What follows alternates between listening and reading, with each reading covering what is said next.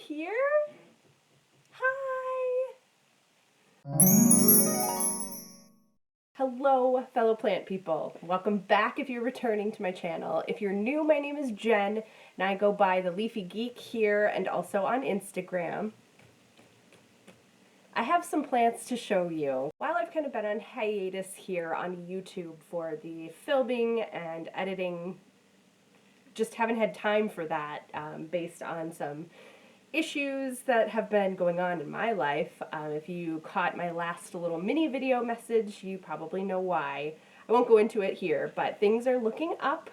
So even though I hadn't had the creative energy to kind of put things on YouTube, I ended up creating a lot of content anyway because I still purchased plants in that time frame, and I'm looking at them all. They're spread out in front of me now, my newest purchases, and I'm a little overwhelmed. So I think this plant haul or plant share is going to need some wine. Oh. So welcome to Plant Show and Tell Happy Hour with Ya Leafy Geek here. So I have some plants to show you and some wine to sip. Yeah, I'm looking in front of me here, and I think I have 11 plants. Not 11 sellers, like I haven't been just, purchasing a plant at a time here and there. They're just a couple of sellers in this, pile of goodies, so I'll just get right into it. Maybe we'll go by plant genus or something. I guess we'll start with kind of the weird ones, the one-offs, and then we'll get into some of the ones. I mean, I'm excited about all of these, but there are a few that I'm really just excited to have. So we'll start with kind of the unique individuals. So I did decide to try this plant again. I got a Calathea Orbifolia. I got this from Steve's Leaves, and I wanted to try it again. I loved the one that I got. I don't know how long ago that was.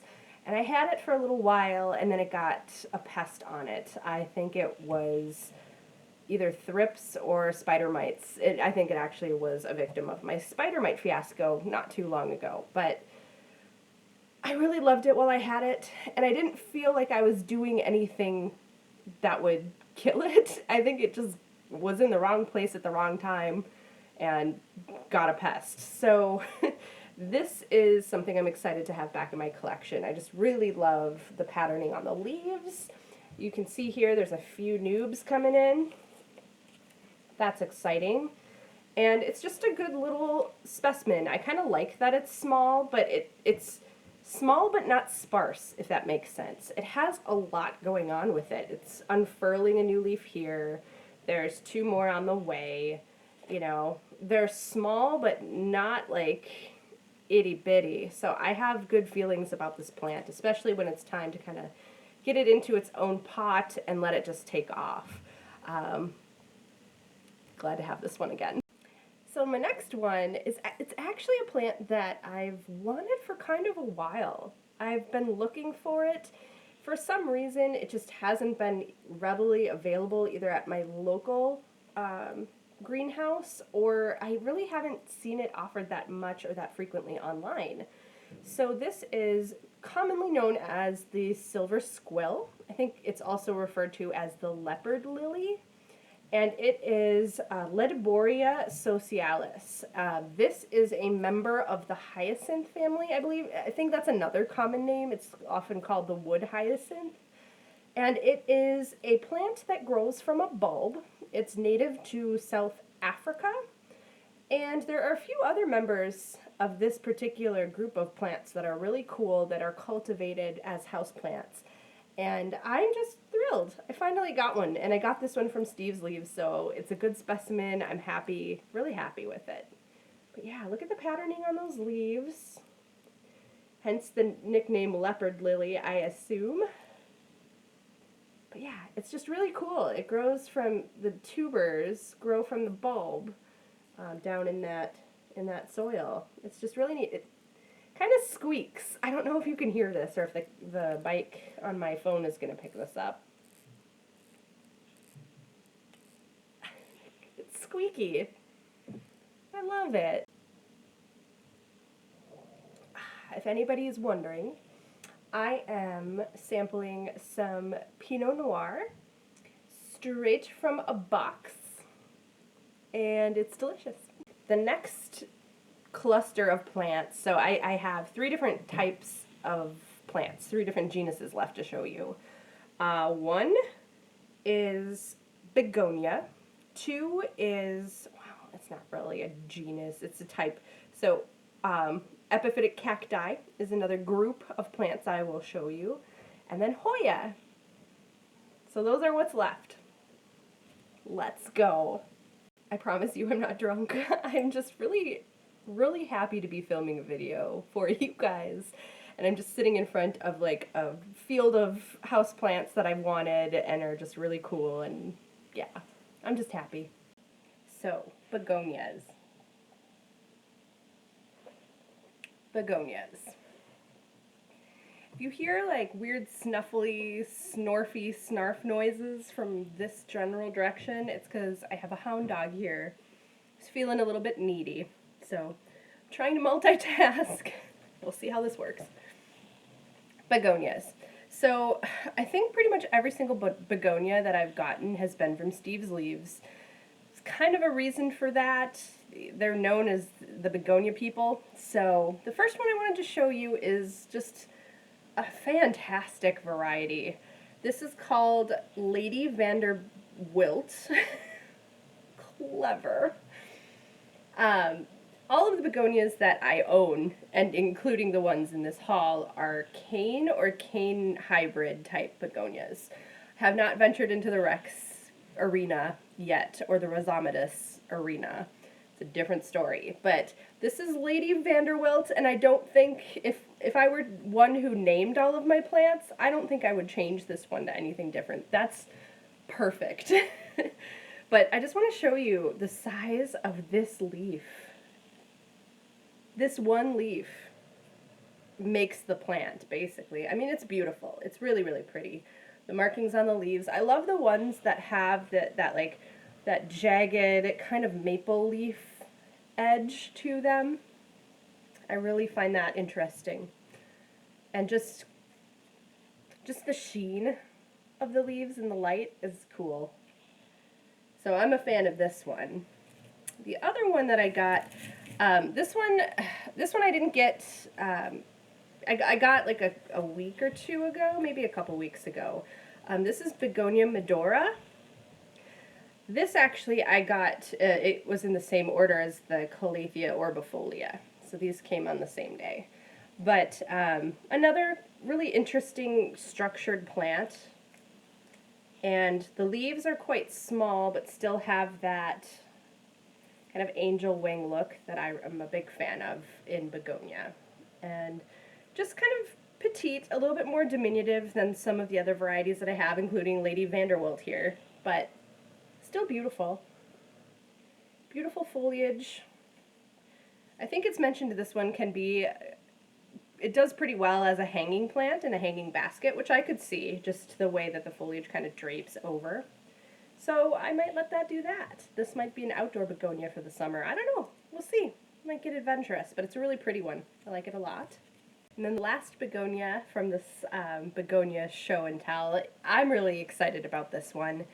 It's gorgeous. It's so pretty. This is begonia, so Begonia Guy Savard, if you're Minnesotan. But I might choose to use the French pronunciation and call it Guy Savard. So that is stunning. I love this plant. Look at how the red pops. It's got red on the back of the leaves here, and how that just pops against. It's so silver, like the silver markings on the top of the leaves. This might be one of my new favorites, honestly. Arabian Sunset still holds that place in my heart, but this is a contender. That's beautiful. You're beautiful. I have 2 jungle cacti to show you. So we'll just get right into it. This one, Epiphyllum oxypetalum. So I have owned one of these in the past, That particular plant I'd gotten off of Etsy, and I don't know if it came with a pest or if it succumbed to one that I wasn't aware of in my home. But it did end up getting scale, horrendous amounts of scale, and didn't wanna, wouldn't. It died. It's gone. I had to let it go. But Steve's Leaves had one, and so I was like, I loved it. I loved the look of it. It had this very unique, and I see it in this one as well, but this very unique, like, whale fin type shape and growth habit. And yeah, I decided we're gonna do it again. So this is also known as the night blooming cereus. So they have these gorgeous white flowers that bloom at night, and hopefully someday we would get there. But yeah, I'm happy to have this one back in my collection. So that again is Epiphyllum oxypetalum, or the night blooming cereus. The next one I put into this awesome planter, or I guess it's a cash po. Oh, that's going to blow out in the light that I have. I don't even know if that's something I can solve for you. There he is. So this planter has a face, and these little knobs hold your glasses. So let's just do this here on camera. Why not? Maybe it'll work. I don't know. So it's a glasses holder and a planter. I got this idea, or it was featured in a video from Reb, Plantastica, and immediately knew that I had to have this thing too, and for reasons like this. So I can put a plant like this in it. And this is a Selenocereus. This I got from Gabriella Plants, so it's the same type of epiphytic cacti. It just has these really awesome shaped petals, stems, flippers. Yeah. Yep. It's a fun one. I'm really happy that I can continue to add to my jungle cacti collection. It's not a group of plants that I have featured much on my YouTube channel, but the videos that I post on jungle cacti do really, really well. So I think I might post more content because it seems to be what you guys like to see. And I've gotten that feedback before too, like with pictures I posted of those on Instagram, and, you know, just in the comments on my videos, people are like, I love that you post scientific information and taxonomic information about these plants and have some more detailed information for us. Like, that's feedback that I've gotten. So that's really cool. And I promise that I will attempt to post more about them because I do love epiphytic cacti. That's a type of plant that I'm really into. So thank you for that feedback. So the sun is going down and I'm filming this by grow light, and I look very sweaty and blown out and weird. So apologies there. Last group of plants I want to show you are my Hoya that I have acquired.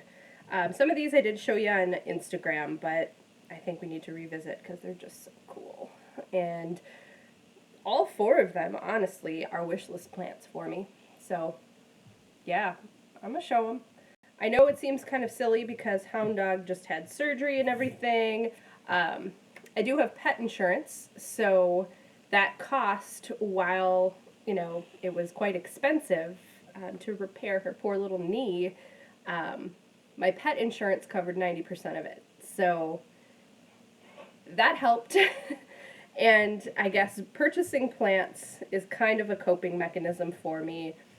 And I do, you know, have a day job. So in that day job, you know, I do fairly well for myself now. That wasn't always the case. I was never, you know, one to have that type of financial means, but I find myself in a place where I'm able to kind of purchase some more of these, you know, plants that aren't necessarily cheap.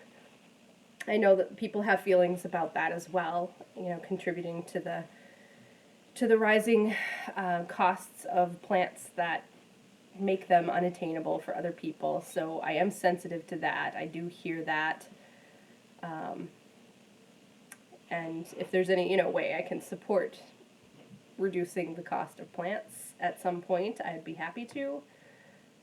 But I did purchase these, and I'll own up to that right now, Both of these that I'm going to show you are from Secret Garden Rare Plants, and I know that they're known to have quite small specimens. These ones, for the price points, weren't outlandish. This one that I'm about to show you here was actually quite affordable, and I'm pretty decently impressed by the vine, the size of the vine that this plant had. So this is basically what it looked like. I think there's a few new leaves on there, a new growth point there from when when it arrived to me. But this is Hoya Croniana. It has, unfortunately, it still does have that tag. In the comments, if you guys know if there's a different name I can refer to this by, other than the traditional name for this particular Croniana that is kind of disparaging to our indigenous populations in, like northern Canada, Alaska, the Inuit individuals. If in that community, if there's a different name this is going by now, I would love to know it. But yeah. This type of Hoya Croniana has that wonderful speckling on the leaves, that really pretty markation. It looks like snow. Maybe I'll just start calling it Hoya Croniana Snowy or something. But it's really, really a cool plant, and it's one I've wanted to add to my collection for a while. And then the next one from Secret Garden is the hybrid, or the cultivar, Hoya Shuuk. And this one, I believe, oh no, am I going to remember what this one is crossed with? I will put that on the screen, what this particular Hoya is made from, the two species that were crossed to make this baby. But Shuuk is another plant that I've wanted for a while. I saw this on a Betsy Begonia video. I think is the first time I saw Hoya Shuuk, and I was like, I want to get me one of those, and couldn't find it until recently. So this one's got a new leaf, and it's a pretty healthy specimen. So yeah, for the size, it's healthy, the roots look good, I'm happy. Okay, this is kind of the grand finale here. So I just want to show you these two amazing plants. Holy cow. Both wishlist Hoyas for me, have been for a while. Got these from Unsolicited Plant Talks. And the first one is the Hoya Shuuk kalamantan. So for those of you who are familiar with Hoya, you know about this one, and just the scale that the leaves can get, as well as just that beautiful striped, patterning from the veins. It's a gorgeous plant. And mine has a grow point that is actively growing. So I'm happy with this guy. Hasn't dropped any leaves yet. Happy with that fact. And then the other one that I picked up from UPT is this variety of Hoya finleysonia. This is the long leaves variety, and it's huge, honestly. It's a vining plant. I had to trellis it right out of the box, which is a rarity for Hoya. I haven't received a Hoya like that in a very long time from a seller, where you actively have to support the vine that comes out of the package. That's insane, and I'm thrilled with this. I'm so happy to have this plant. I do have another finleysonia. I think it's the shorter leaf version or variety, and love that one too. Love this one as well. And as you can see, it vines all the way up. Still going. Still an active growth point. Nothing died back from what I can see. And it looks like we might actually even have a couple of leaf buds on there, so that's exciting. Yay! So that's all from me on this video. I have a couple of upcoming videos planned. I think I definitely want to introduce you to my lipstick plant collection. There's probably a couple of gardening videos coming up because we're getting ready to actually plant most of the things that I have behind this partition here. The warm weather plants, it's just been too cold to plant them. So I want to do a full garden tour when things get in the ground finally. So have those to look forward to. I'll definitely be doing some houseplant content as well. I'd like to do some more care tips and tricks, and you know, I had a series for a while that was, you know, designing spaces in my home with houseplants and what I do to kind of amp up the decor, living in a jungle, and how I balance that out, and other accessories I use. So I'd like to continue with that video as well, or that series I should say. But in the meantime, I've got plenty to keep me busy and occupied. I hope you guys are doing well and finding the same with your plant collection, that it's keeping you occupied and happy. And also, I hope that people are finally, you know, feeling good about kind of being out in the community again, you know, getting your vaccinations. Having that to look forward to is also so exciting. So until next time, everybody, next time won't be as long this time. So until next time, enjoy your plants.